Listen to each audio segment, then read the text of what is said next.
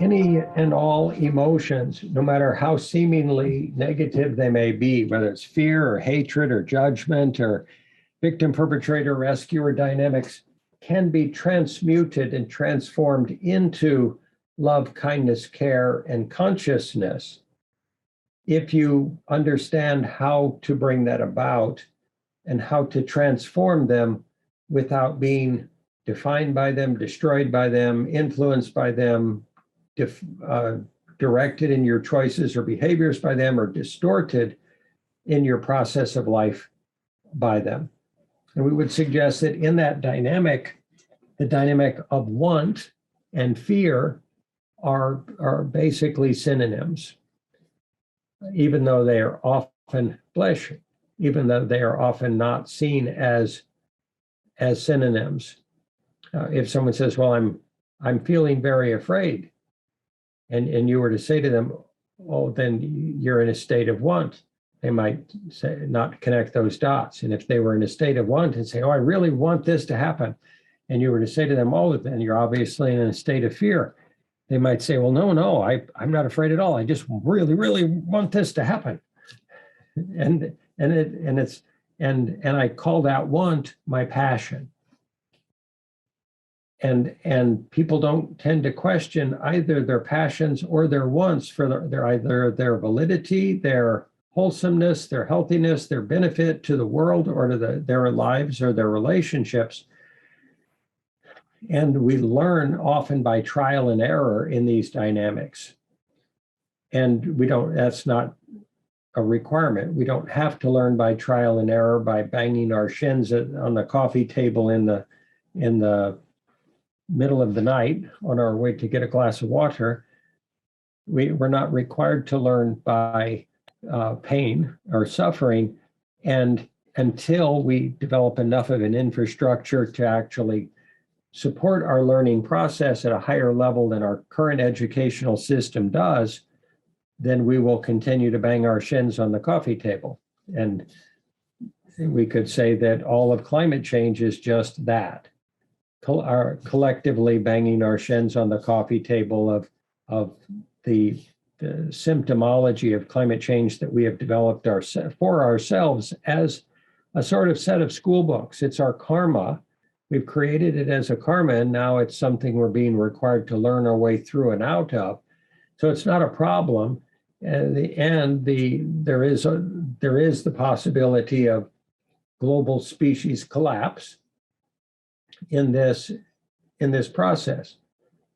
So if we stretch the ecosystem too thin, if you've ever pulled silly putty and stretched it and stretched it and stretched it, holes begin to appear in it.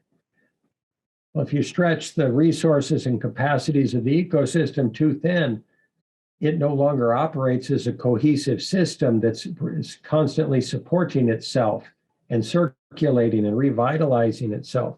And one area where we've been doing that is in overfishing in the oceans.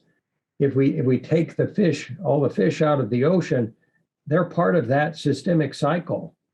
What happens to the rest of the world is a domino effect of not having fish in the ocean. They found just by introducing wolves back into the, I believe it was Yosemite National Park, that introduction of wolves literally changed all the populations of the other animals in the park, and that changed the trees and the flora and the fauna, and that literally changed the course of the river.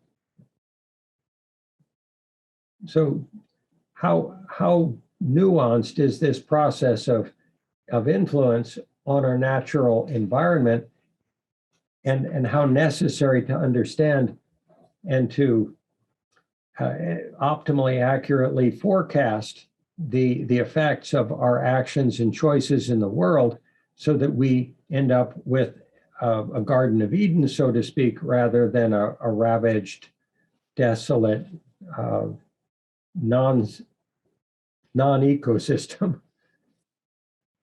So if everyone is a work in progress, everyone is evolving on their own trajectory of their soul's path of evolution, going from multiple incarnations just to one, if that's all right, in order to reflect and respond. We may incarnate in one lifetime to literally kill other human beings, or to go to war or something like that.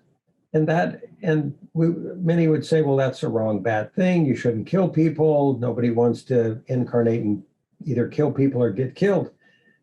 And the paradox of it, the hell of it, if you will, is that a lot of times we can't learn not to do something until we do it. We can't really understand what it means to kill anything unless and until we've ourselves in an embodied state experience having done that.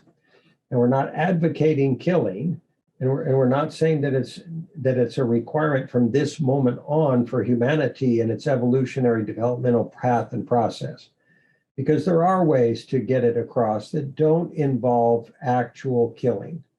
There are ways to get that learning across, and we just haven't, in the past, as a species or as nations and as educational systems, we've not truly understood when, where, how, and why that can be taught, and why the derived lessons can be arrived at without the destructive process. So as a species, we're learning not to kill the planet and innumerable species right now by killing the planet and innumerable species right now. We don't advocate that. And that said, if we don't understand the cost of operating in that very destructive way, how do we change course? How do we turn away from the prior dynamic?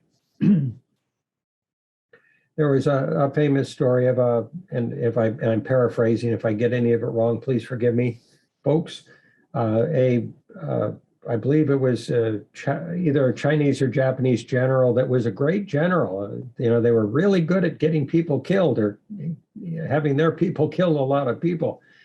Until one day after a battle, they were looking out across the plain of dead bodies, and they realized, this is just a waste of life. And until that moment, they hadn't had that epiphany. And from that point on, they choose to become, and we're not advocating any particular religious persuasion in this statement, they chose to become a Buddhist, and they eventually became enlightened. So they utilized that experience up until that moment as a springboard into higher consciousness. So paradoxically, there's a lot of things that we often utilize. People can you can't get to consciousness from judgment, and you can take a whole bunch of steps towards it from judgment. Meaning you can judge and hate and vilify, feel victimized, operate as a perpetrator, trying to get back resentfully at the people that have harmed you and victimized you in the past. And you'll learn a lot of things from that process. And some people choose that path. We're not vilifying or criticizing the path. We're just suggesting that metaphorically, we've said before, if you choose to incarnate to learn to use a knife, you could hold the knife by the handle, and you could cut up string or carve wood or vegetables, and you'd learn a lot about how the knife worked. Or if you grab the blade of the knife, you'll also learn a lot about how that knife works and that it cuts stuff and just how it cuts stuff. We advocate handle rather than blade. And that said, this is a free will universe. We can learn as we choose.